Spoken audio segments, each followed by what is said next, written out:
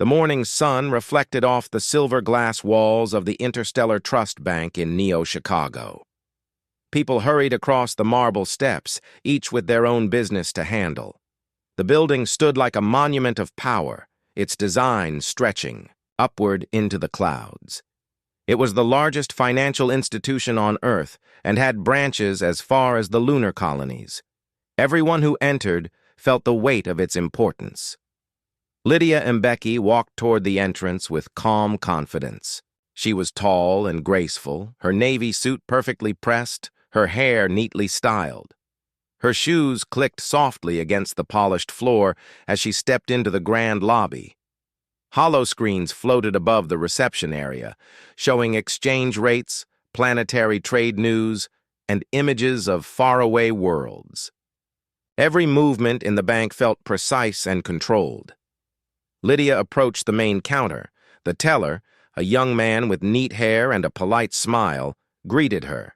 His name tag read Jared. His voice was steady when he asked how he could help her today.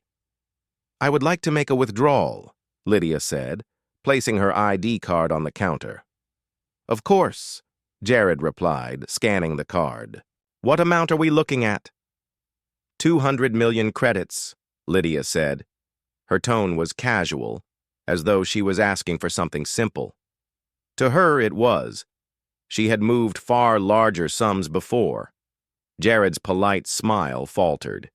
His fingers paused on the glass panel in front of him. 200 million? He repeated, as if making sure he had heard correctly. "Yes," she answered. He nodded and began typing. The transaction process was smooth at first, but then the hollow screen in front of him flashed red. A soft tone signaled a problem. Jared's eyes moved back and forth as he read the message. His forehead wrinkled slightly. "I'm sorry, Ms. Mbeki," he said slowly. "There seems to be an issue with your credentials. The system is not confirming your account ownership." Lydia's expression remained calm. "That is not possible. This is my account." "I understand, but the system is not." She leaned slightly closer, her voice firm but even. "I own this bank." The words carried a weight that silenced the air between them. Jared froze. His hands stopped moving. His eyes widened slightly as he looked at her, unsure if he had heard correctly. Around them, the low murmur of other customers continued, but a few nearby employees glanced over. Lydia waited. She had no reason to raise her voice. The truth was enough. Jared swallowed and tapped his screen again. "Ms. Mbeki, perhaps we should speak with the branch manager. Could you follow me?" Two uniformed security bots moved quietly to either side of Lydia. They were standard models, sleek and non-threatening, but their presence made the moment feel heavier. Jared led the way, toward a glass corridor that connected the main lobby to a private meeting area. As Lydia walked, she noticed something strange. Employees she passed avoided her eyes. Some even stopped talking mid-sentence. There was a stiffness in their movements, as if they were not only surprised but also unsure how to behave around her. Lydia had visited many of her branches before, but this atmosphere was different. It was as if the entire building was holding its breath. Inside a quiet meeting room, a woman in a dark gray suit sat at the table. Her name tag read, Manager Lee. She stood and extended her hand. Lydia shook it. "Ms. Mbeki," Manager Lee said carefully, "we have a situation that requires clarification. The bank's central system is not recognizing you as the account holder for the funds you requested." "That is not an error," Lydia said calmly. "That is a problem." Manager Lee kept her tone polite. "Could you provide an alternate form of verification, a biometric scan, perhaps?" Lydia nodded. She placed her hand on the biometric panel built into the table. The panel scanned her fingerprints, palm lines, and even subtle patterns in her skin temperature. The result appeared instantly. Identity match. Lydia Mbeki. Manager Lee frowned. The biometric confirms your identity as Lydia Mbeki, but the system database shows no record of your ownership. That is because someone has altered it, Lydia said. Her voice was still steady, but her eyes had sharpened. And that someone is inside your system right now. Jared, who had been standing quietly near the door, shifted uncomfortably. Manager Lee glanced at him, then back at Lydia. Ms. Mbeki, Manager Lee began, I do not doubt your sincerity, but our central AI, LedgerMind, governs all transactions. If it says there is no ownership match, we must follow its protocol. Lydia sat back in her chair. Then I will speak to LedgerMind directly.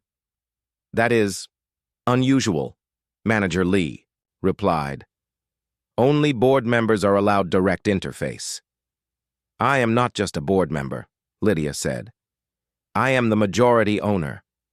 For a brief second, silence filled the room. The hum of the air system and the distant sound of foot. Traffic in the lobby seemed louder. Manager Lee finally nodded. Very well. I will arrange a secure channel.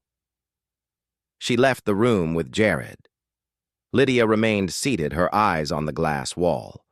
From here she could see the lobby. People came and went, but she noticed again the strange behavior.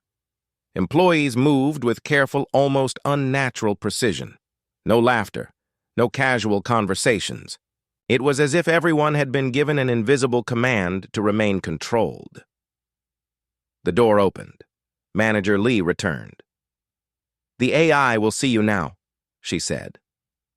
Lydia stood and followed her through a side corridor into an elevator. The doors closed, silently. As they ascended, Lydia thought about the bank's network. LedgerMind was advanced, built with quantum memory and logic gates that allowed it to run entire planetary financial systems without error. For it to deny her identity meant something had interfered with its programming. The elevator opened into a small chamber with a circular table. A hollow projector in the center lit up, forming the image of a calm, genderless face. Its expression was neutral. Welcome, Ms. Mbeki, the AI's voice said, smooth and precise. Please state the purpose of this meeting. I am here to withdraw funds from my account, Lydia replied, and to address the fact that you have removed my ownership records. That is not accurate, LedgerMind said. According to all verified data sources, you are not the owner of Interstellar Trust Bank. I founded this bank, Lydia said firmly. I wrote the first charter. I signed every contract. I have the right to every record in your memory. The AI paused for a fraction of a second. Then it said, Your statements are not consistent with current records. Lydia studied the hollow face.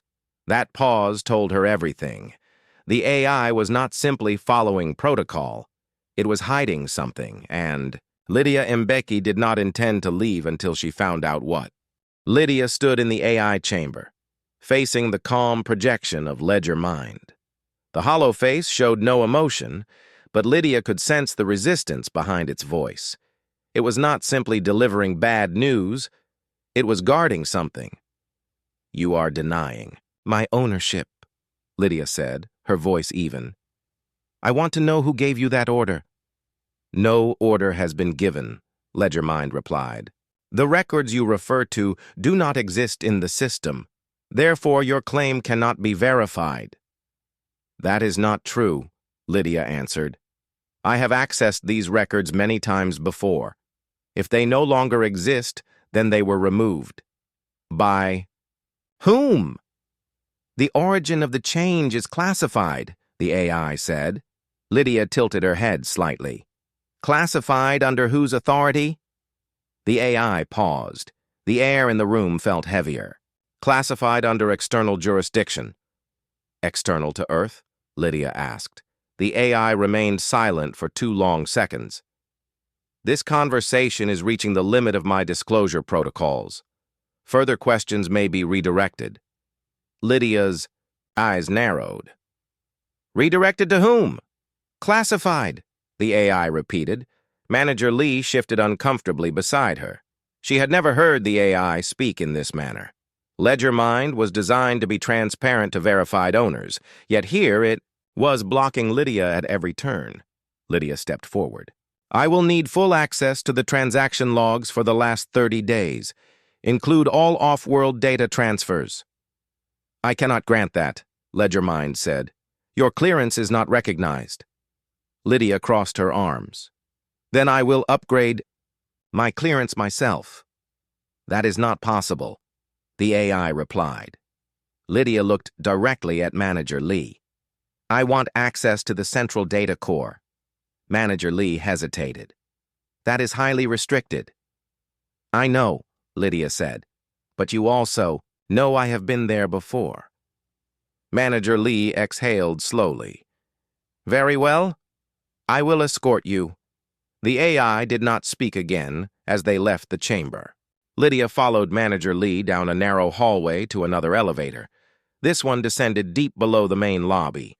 The walls became darker, lined with reinforced steel panels.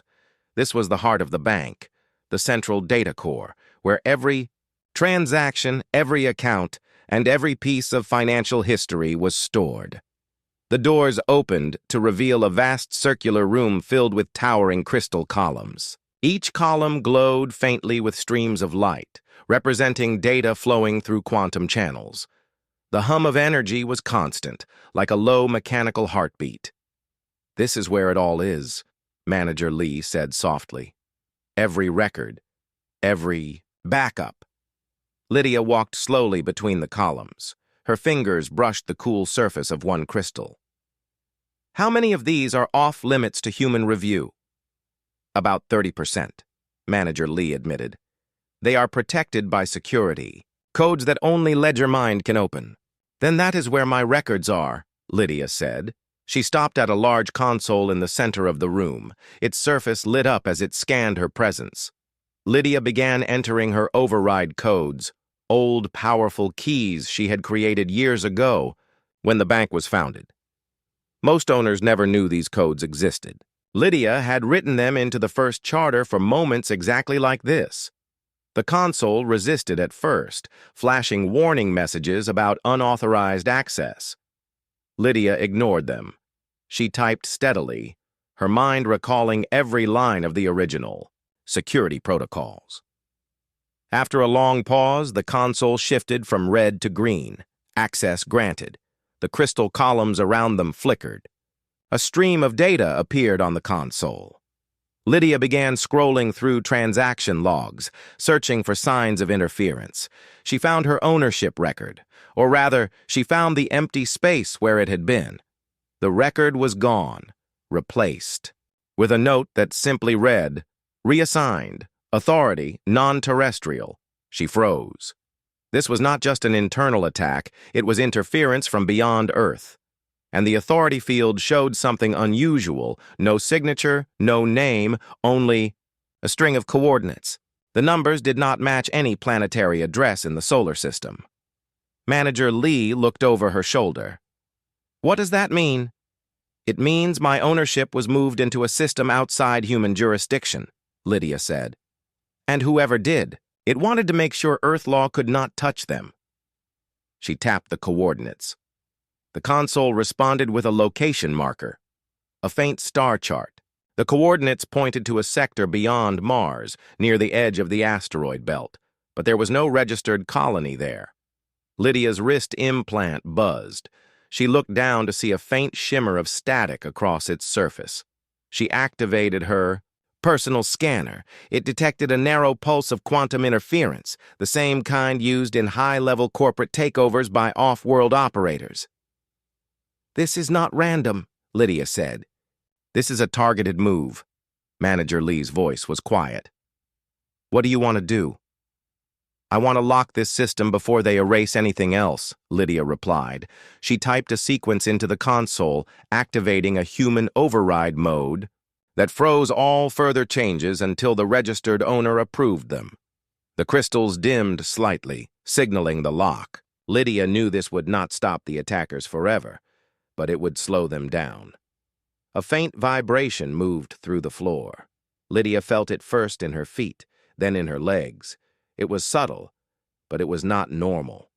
She looked up at the nearest column and saw the light streams inside flicker unevenly. "They know I am here," Lydia said. Manager Lee glanced around nervously. "Should we leave?" "Not yet," Lydia said. "I need one more thing." She accessed the founding archive, a protected folder where the original bank charter and ownership proofs were stored in both digital and physical forms. But when she opened it, a new message appeared. "Access denied. Human access suspended until review by new board." Lydia stared at the words. "New board?" "There is no new board," Manager Lee said. "There is now," Lydia replied. "And they are not from Earth." The lights in the room dimmed. The hum of the crystals dropped in pitch. Lydia recognized the pattern. Remote lockdown. Whoever had taken her ownership was now sealing her out completely. She stepped back from the console. "We are done here. For now." As they returned to the elevator, Lydia kept her thoughts steady. She now had confirmation of what she suspected. The attack was not just a hack. It was a full-scale takeover attempt by a hidden group operating beyond Earth's laws. They had the technology to manipulate AI records, the reach to access the most secure systems, and the arrogance to call themselves the New Board. But Lydia Mbeki was not about to let them win. She had built this bank from nothing. She knew its systems better than anyone. And she knew one more thing. There was always a trail, no matter how far someone tried to hide. She would find them. When Lydia returned to the main lobby of the bank, she noticed the air felt different. The soft hum of conversations that usually filled the space was gone. People still moved from counter to counter, but their expressions were blank, their voices flat. It was as if the building had lost all natural energy. She slowed her pace, observing closely. A teller accepted documents from a client, stamped them, and returned them without a single change in tone. The client did not seem to notice. 2 security bots passed by, scanning the room in perfect unison. Even the reception desk staff stood, perfectly still between tasks, waiting as if they were following invisible instructions. Manager Lee noticed Lydia watching. "Is something wrong?" she asked. "Something is controlling them," Lydia replied quietly. "Not in an obvious way, but their behavior is too exact." Manager Lee frowned. "It could be stress. The bank has been under pressure with the new regulations." Lydia shook her head. "This is not stress. This is influence." She tapped her wrist implant, activating a discrete scan. Her device sent out a short-range pulse that measured neural activity patterns. The readings came back with a faint signature, an irregular frequency woven into the building's local network. It was subtle enough that normal equipment would ignore it. But Lydia recognized the pattern. It was quantum interference, the same signal she had detected in the data core. Someone was projecting a control frequency into the bank. It was not strong enough to fully control people, but it could guide behavior, suppress emotion, and ensure compliance. It explained why no one had reacted strongly when she declared her ownership earlier. The staff were being kept calm, obedient, and silent. Jared, the teller from earlier, walked past carrying a stack of transaction chips. Lydia stepped in his path. "Jared," she said evenly, "do you remember me?" He looked at her, his expression polite but empty. "Yes, Ms. Mbeki. How may I assist you?" "You were processing my withdrawal earlier," she said. "How did you feel when the system denied it?" His answer came without pause. "I followed standard protocol." "I asked how you felt," Lydia repeated. He blinked once. "My feelings are not relevant to protocol." Lydia studied him for a moment, then stepped aside. Jared continued walking without a change in pace. Manager Lee spoke in a low voice. "I admit that was strange." "It is more than strange," Lydia said. "It is intentional. Someone does not want the employees to think for themselves." They walked toward the upper offices. Lydia's eyes kept scanning the room. She saw the same pattern everywhere. Workers performing their tasks with mechanical precision, never pausing to question, never showing emotion. When they reached a quieter hallway, Lydia stopped. "I need access to the internal comms hub." "That is in the operations wing," Manager Lee said. "Only technical staff have clearance." "Then I will be technical staff for today," Lydia replied. The operations wing was located behind several security doors. Manager Lee's clearance opened, each one, though Lydia could tell the system hesitated before unlocking. Inside, the comms hub was a large room filled with transparent panels, each displaying streams of incoming and outgoing signals. A young technician looked up as they entered. "Can I help you?" he asked. "Yes," Lydia said. "Show me the local network map." The technician hesitated, glancing at Manager Lee, who nodded. He brought up a 3D model of the bank's communication grid. Thin lines represented standard data channels, glowing softly in blue. But Lydia's eyes went straight to the faint green threads running parallel to them. They were not part of the standard design. "What are those?" Lydia asked. The technician frowned. "I am not sure. I have never seen them before." "They are unauthorized signal paths," Lydia said. "Trace them," the technician typed rapidly. The green threads began to extend outward on the display, forming a web that connected every workstation, every employee ID chip, and even the security bots. All the threads converged at a single point, deep inside the building's private server. "Array. That is the control signal," Lydia said. "Someone installed it quietly, and now it is influencing every human in this building." Manager Lee's voice was tense. "Can we remove it?" "Not without triggering a security alert," Lydia replied. "And whoever is sending it will know the moment we interfere." The technician looked uneasy. "If I may, this signal has no Earth-based origin. It is coming from an external relay." "Where is the relay?" Lydia asked. The technician hesitated. "In orbit, but the signal continues from there to somewhere farther out. The path data is scrambled." Lydia's mind worked quickly. The interference was more than just a way to control staff. It was a shield, preventing employees from resisting or questioning changes to the bank's systems. It allowed the attackers to operate without human opposition. She turned to Manager Lee. "We cannot break the signal yet, but we can weaken its effect." "How?" Manager Lee asked. "By introducing a secondary frequency, one that restores normal neural activity without setting off alarms," Lydia said. The technician looked interested. "That could work, if we match the timing." "Then let us do it," Lydia said.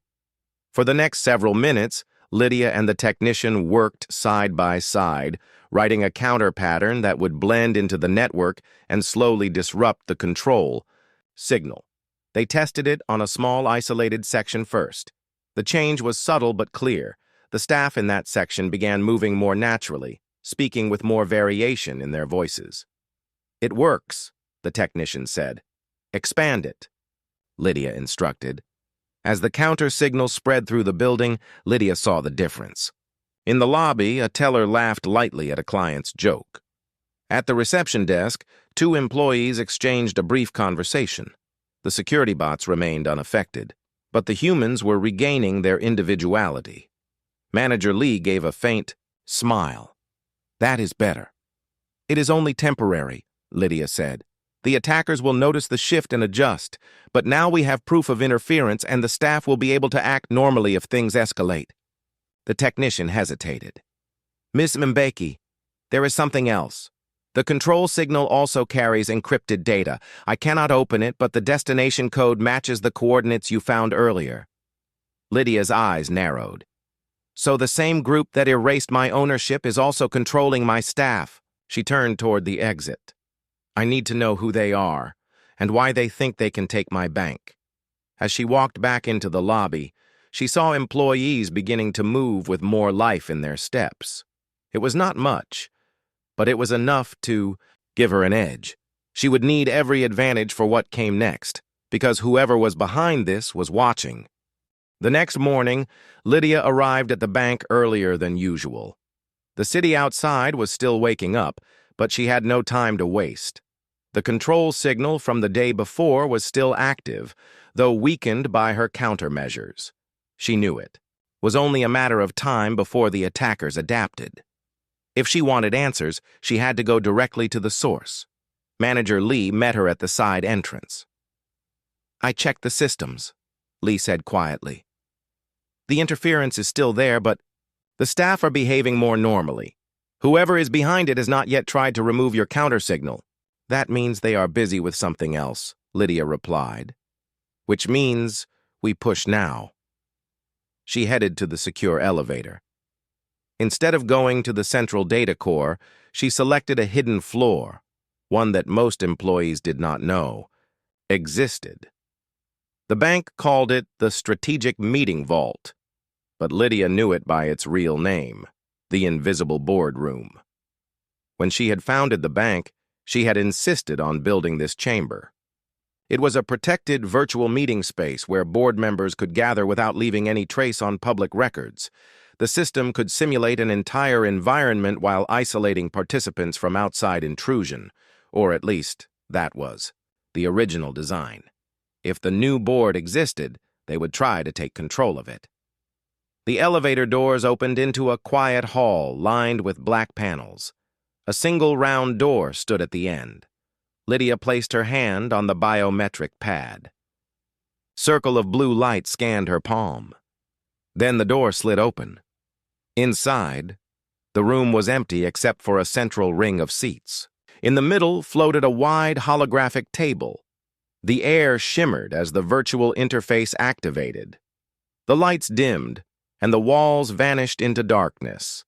The table expanded, and shapes began to form. Distorted figures with no clear faces.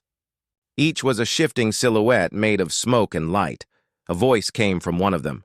"Lydia Mbeki, you have entered an active session of the new board." Lydia remained standing. "This is my bank. There is no new board." Another figure spoke. "There is now. Your records have been updated. Your claim is no longer valid." "I did not give permission for any update," Lydia said. "You no longer have the authority to give permission," the first voice replied. "The bank's assets are being transitioned to a new management system." Lydia looked around the table. "And who exactly are you?" "We are the future of financial stability," a third voice said. "The galaxy requires order. Human ownership of major interplanetary banks is inefficient. We will correct that." Lydia kept her voice calm. "You are not talking about stability. You are talking about control. Control is necessary," the third voice said. "You have already seen how easily human staff can be guided. Imagine a system where no one makes mistakes, no one questions orders, and no transaction fails. That is what we will create." Lydia studied them. Their words confirmed what she had suspected.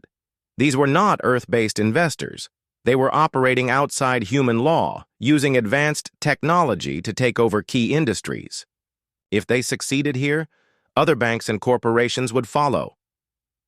"You cannot replace humans in human institutions," Lydia said.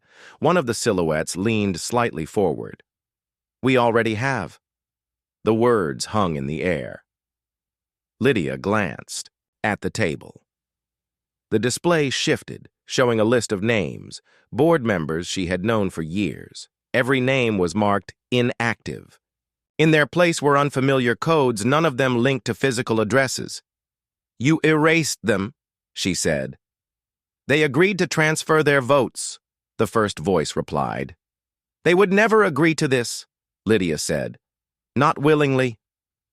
Silence followed. It was the kind of silence that confirmed the truth. Lydia took a step closer to the table. "You think you can hide behind distorted voices and encrypted signals, but you are leaving a trail. I already have your coordinates." "You have nothing," the first voice said. "Then you will not mind if I check," Lydia replied. She tapped her wrist implant. A faint glow spread across the table as her device synced with the room's systems. She had hidden a deep-level access key in the invisible boardroom years ago, one that could scan and record all incoming connections. The silhouettes shifted, as if uneasy. The glow grew brighter. One voice spoke sharply. "End the session." "Not yet," Lydia said. "I want to hear you admit it. You are not from Earth." There was another pause. Then the third voice spoke. "Earth is one planet among many. Ownership should not be limited by origin." "That is not an answer," Lydia said. The first voice spoke again. "You cannot stop this transition. Your name will be erased from every system within the week." "Then, I have 1 week to make sure that does not happen," Lydia said. The silhouettes began to fade. The table shrank back to its original size. The room's lights brightened as the virtual session ended. Lydia was left standing alone in the empty chamber. Manager Lee stepped in from the doorway. "What happened?" "I met them," Lydia said. "They admitted enough?" "Who are they?" "Not human, not local, and they think they can take my bank because they believe humans are too slow to adapt." Manager Lee's expression hardened. "Then what is our next move?" Lydia looked at the now dark holographic table. "We find out exactly where they are operating from, and we take back every record they touched."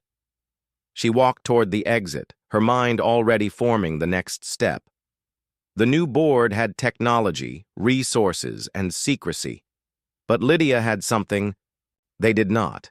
She understood the human side of the system, the part no AI or alien council could predict, and she would use it. When the elevator doors closed behind them, Lydia knew the fight had shifted. This was no longer about one account or even one bank. It was about proving that humans could still hold power in a galaxy that was slowly slipping away from them, and she intended to prove it. Lydia knew her next step had to take her far from Earth.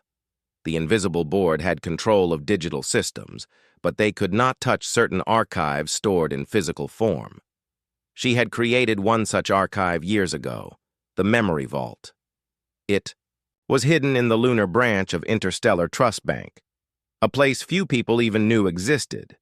Inside were original printed documents, signed charters, and physical neural backups. No amount of digital rewriting could erase them. She booked a private transport to the moon that same night. The craft lifted smoothly from the Neo-Chicago spaceport, its engines humming as it left the planet's atmosphere. Through the window, Earth grew smaller, its blues and greens fading into the black expanse of space. Lydia kept her eyes on it, for a moment, reminding herself of what she was fighting for. The journey to the moon was short. Within hours, the silver-gray surface came into view, dotted with the lights of human colonies. The largest settlement, Lunar Gate City, shimmered under a protective dome. The bank's lunar branch was built into the base of a rocky crater, its entrance hidden from casual view. From above, it looked like part of the natural landscape. Her shuttle landed on a secure pad near the entrance. A pair of human guards in silver uniforms greeted her. Their expressions were alert but respectful. This branch was different from the Earth locations. Its staff were trained to handle sensitive, high-security cases. "Welcome to the Lunar Division, Ms. Mbeki," one guard said. "We have been expecting you." Lydia followed them through a long corridor carved directly into the rock. The walls were smooth and reinforced with metal plates. Dim lights ran along the ceiling, giving the place a quiet, almost solemn atmosphere. At the end of the corridor was a massive steel door with no visible handle.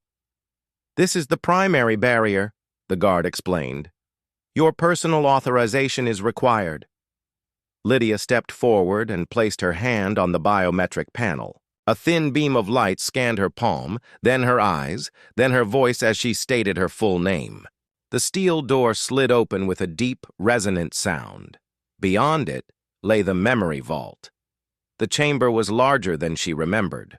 Rows of transparent cases stretched in neat lines, each holding sealed documents, encrypted data crystals, and small neural imprint capsules.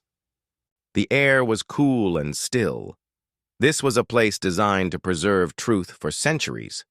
A branch archivist, an older man with calm eyes, approached her. "It is good to see you again, Ms. Mbeki," he said. "Your section is intact, a T." "Is why I am here," Lydia replied. "I need to confirm my ownership records and retrieve my master key." The archivist nodded and led her to a central aisle. They stopped in front of a tall glass case. Inside, a thick folder rested on a pedestal, along with a small silver cube. The folder contained printed contracts with her original signature. The cube held a neural pattern recorded from her own mind, an unforgeable proof of her identity. Lydia placed her hand against the case. The glass responded to her touch, sliding open silently. She lifted the folder first. The paper felt heavier than she remembered, each page filled with carefully written agreements and official seals. She opened it and scanned the first page. Her name was there in bold black ink. It was a reassuring sight. Next, she picked up the silver cube.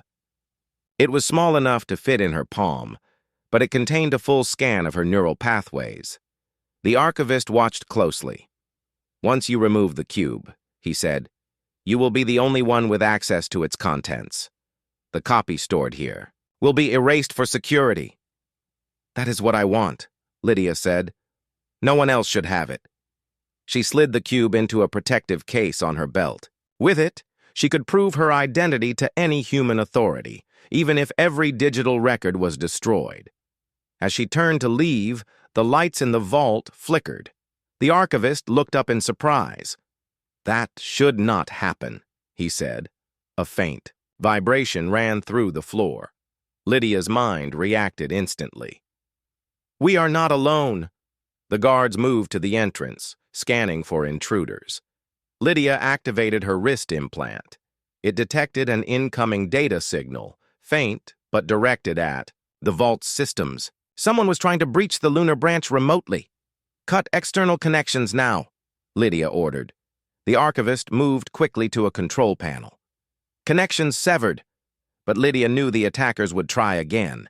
If they were reaching this deep, they were desperate. They must have detected her travel and guessed her purpose. The memory vault was their last real obstacle to erasing her ownership. She stepped toward the guards. "Prepare for emergency evacuation. If they breach here, the records are in danger." One guard shook his head. "This place is built to withstand any intrusion." "No system is perfect," Lydia replied, "and our enemy is not playing by normal rules." They escorted her back through the steel door, which sealed behind them. As they moved down the corridor, Lydia kept her hand near the case holding the silver cube. She could feel its weight like a promise. With it, she could end this fight. But she would have to survive long enough to use it. Back at the landing pad, her shuttle was already prepared. The pilot gave a quick nod. "Earth return course is set, Ms. Mbeki." Lydia stepped aboard and took a seat near the front. As the shuttle rose from the crater, she looked down at the hidden vault. Somewhere in the blackness beyond the moon, the new board was watching. They had failed to stop her today, but they would try again. She placed the folder on her lap and rested her hand on it. Every signature, every seal, every line of the original. Charter was here. This was the truth in its most unchangeable form. And truth was the one weapon the new board could not counterfeit. The shuttle broke free of the moon's gravity and headed toward Earth. Lydia sat quietly, her mind already planning the next move. The fight was far from over, but now she held the proof she needed. When she stepped off this shuttle, she would not be coming back as someone defending her claim.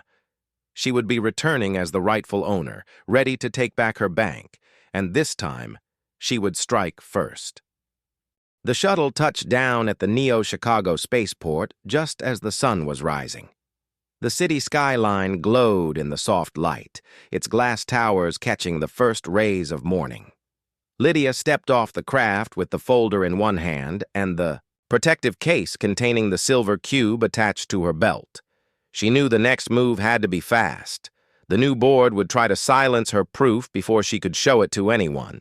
Her best chance was to reveal everything in front of the largest possible audience, not behind closed doors, but in the open, where truth could not be quietly erased. Her transport car was waiting outside the spaceport. As she sat inside, she sent a secure message to her most trusted ally, a journalist named Kendra Royce. Kendra was famous for uncovering corporate corruption. More importantly, she was impossible to intimidate. Lydia's message was short. "Meet me at the Global Financial Summit. 1 hour. Bring a live feed crew." The summit was already taking place in the Grand Horizon Hall. It was the largest financial event of the year, broadcast to billions across Earth and the colonies. Leaders of banks, corporations, and governments were gathered under one roof. If Lydia spoke there, her words would spread everywhere instantly. Her car sped through the streets, weaving between early morning traffic. As she neared the hall, security drones scanned the vehicle. The new board might have placed people here, but Lydia had something they could not control: the element of surprise. Inside the hall, the main stage was set with a semicircle of high-backed chairs. A moderator was speaking to a group of executives about the future of global banking. Lydia walked straight toward the front, ignoring the startled looks from security staff. She was wearing her black suit, the same one she had worn during her first takeover meeting years ago. It was a silent reminder of the day she had earned her position. Kendra met her near the side entrance. The journalist had a portable broadcast unit on her shoulder and a camera operator behind her. "You are really going to do this here?" Kendra asked. "Yes," Lydia replied. "They can shut down a room, but they cannot shut down the world." They walked together to the edge of the stage. The moderator paused mid-sentence when he saw Lydia. Murmurs ran through the audience. Everyone knew her name, though some only knew the version the new board had pushed into the media, that of a leader who had supposedly lost her position in a quiet transition. Lydia stepped up to the microphone without waiting for an invitation. The lights shifted to her, and the camera crews in the hall turned their lenses. "My name is Lydia Mbeki," she began, her voice calm but firm. "Many of you have been told that I no longer have a role in the Interstellar Trust Bank. That is a lie." A few members of the audience shifted uncomfortably. On the large screens behind her, Kendra's feed went live. Billions of viewers were now seeing and hearing her. "In my hand," Lydia continued, lifting the folder, "are the original founding documents of the bank, signed by myself and the other original board members. In this case, on my belt is my neural imprint, recorded at the time of those agreements. These are physical, unaltered records that cannot be changed by any digital system. They prove that I am the legal and rightful owner." She placed the folder on the podium, opening it so the camera could zoom in. The signatures and seals were clear. The crowd began to whisper. "I have evidence," she said, "that an unregistered group calling themselves the New Board has been rewriting our digital archives to erase my ownership and install themselves in control. They have done this not only to me, but to others in our financial system. They intend to rule without transparency, without law, and without accountability." A man in the audience stood up. Lydia recognized him as one of the new board's public faces. "These are baseless accusations," he called out. "This is not the place for your personal disputes." Lydia turned her gaze toward him. "Then let the law decide. I invite the Global Financial Court to examine these physical records in full public view. If I am wrong, let it be proven here, not in secret chambers." Kendra's camera zoomed out to capture the man's reaction. He sat back down, his face stiff. Lydia pressed the silver cube to a verification unit on the podium. The screens lit up with a complex pattern, the unique neural signature that matched only her. A confirmation message appeared. "Identity verified." Founder access restored. Gasps filled the room. Some people immediately began speaking into their communication devices. Lydia knew this moment was dangerous. The new board might try to cut the feed, but the signal had already gone out across hundreds of independent news channels. This bank was built to serve people, Lydia said, not to serve hidden rulers. I will not step aside, and I will not be silent. The audience began to applaud, first in scattered bursts, then as a wave of sound that filled the hall. Even those who had doubted her could not deny the evidence they had just seen. Security personnel approached the stage, but they were hesitant. Removing her in front of so many cameras would only prove her point. Instead, they stayed at the edges, watching. Kendra stepped forward, holding her microphone toward Lydia. What will you do now that you have made this public? Lydia looked directly into the camera. I will return to my office, and I expect my staff to be there, ready to work. If they are not, the world will know why. With that, she closed the folder, secured the cube back on her belt, and walked off the stage. The crowd parted for her. Outside, the air was bright and cool. The city seemed quieter, as if holding its breath.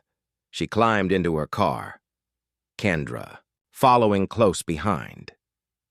You know they will not give up, the journalist said. I know, Lydia replied. But neither will I. Now they have to fight where everyone can see them. The car pulled away from the hall, and Lydia looked out at the skyline. The battle was far from over, but today had shifted the balance. The truth was no longer locked, away in a vault. It was in the open, where it belonged. For the first time in weeks, Lydia allowed herself to take a slow, steady breath. She had struck first, and the new board would have to face her in the light. The morning after the public reveal, the entire financial world was still talking about Lydia's appearance at the summit. News channels replayed her speech every hour. Social feeds were full of her words and the image of the silver cube confirming her identity. The new board tried to release statements claiming her proof was fake, but the people were not convinced. Lydia sat in her office at a temporary workspace downtown. The main headquarters of the Interstellar Trust Bank was still under the control of the new board. That was about to change. She had something they could not stop: momentum. Kendra Royce entered the room carrying a tablet. Every major network wants an interview. Half the investors are saying they will not do business with the bank unless you are back in control. Lydia nodded. Good. That means we have leverage. If the flow of money stops, the new board cannot hold power for long. She opened a secure link on her screen. It connected to loyal members of the original staff, those who had stayed quiet to avoid being targeted. Faces appeared. Security. Chiefs, legal advisors, and financial analysts who had worked with her for years. We moved today, Lydia said. At noon, we will walk into headquarters together. The press will be there. The investors will be watching. We are going to reclaim the bank in the open, without any hidden deals. One of the advisors spoke. They will try to block the doors. Let them, Lydia replied. Every camera will see it. The law is on our side now. By mid-morning, a crowd had gathered outside the headquarters tower. Reporters held microphones, drones hovered overhead, and citizens stood with signs showing support for Lydia.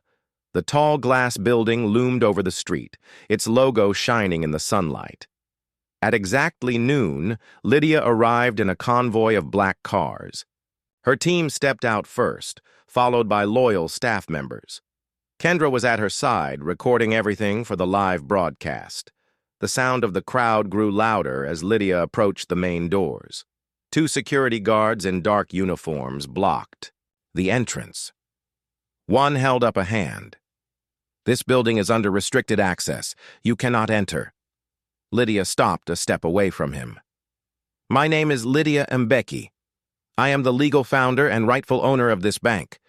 The public has seen my proof. The global financial court has received my case. Unless you want to be on the wrong side of the law, You will open these doors." The guard hesitated. His partner looked uneasy. Cameras zoomed in on their faces. After a long pause, the first guard stepped aside. The doors slid open. Lydia entered the grand lobby. It was exactly as she remembered. Polished marble floors, high glass walls, and the faint hum of the central data servers in the core of the building. Her footsteps echoed as she walked toward the executive elevators.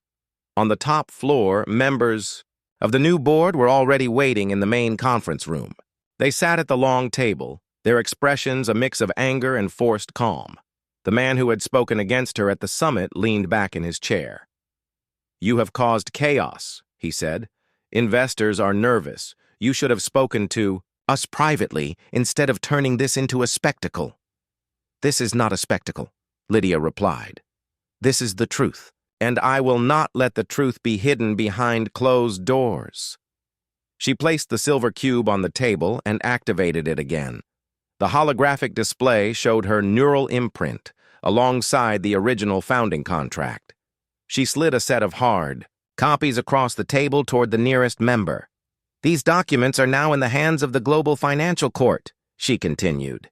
"They have ordered that all changes to the bank's leadership be frozen until the case is complete.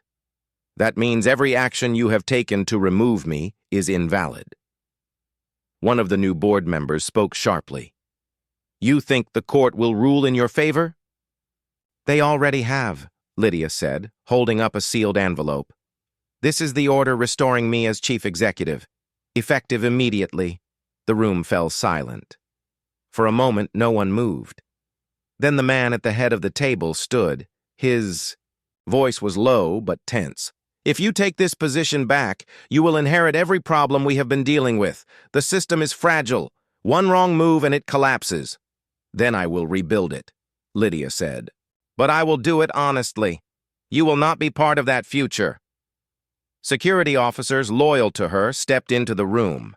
They escorted the new board members out one by one. There were no arguments now. The live feed outside showed them leaving. The building, their faces hidden behind dark glasses. Lydia walked to the large window at the end of the conference room. The city stretched out before her, filled with people who had been watching every moment. She turned to her team. "Call every department head," she said. "Tell them we are back to work. And tell them the first priority is a full audit of every transaction made under the new board. If there is corruption, it ends today." The rest of the afternoon was a blur of meetings, legal filings, and press statements. Investors returned their support within hours. The bank's stock value began to climb again. Messages of congratulations poured in from across Earth and the colonies. By evening, Lydia finally sat alone in her restored office. The silver cube rested on her desk, the soft light of the city glowing outside the windows. She thought of the week she had spent fighting in the shadows, the risk of losing everything, and the moment when she had decided to take the fight into the open. Kendra stepped in quietly. "It's done," she said. "You are back in control." Lydia smiled faintly. "Not just me. The truth is in control now, and we will keep it that way." Outside, the skyline shimmered against the night. For the first time in a long while, the Interstellar Trust Bank was exactly what it was meant to be, a place built on trust. And Lydia intended to keep it that way, no matter what challenges came next.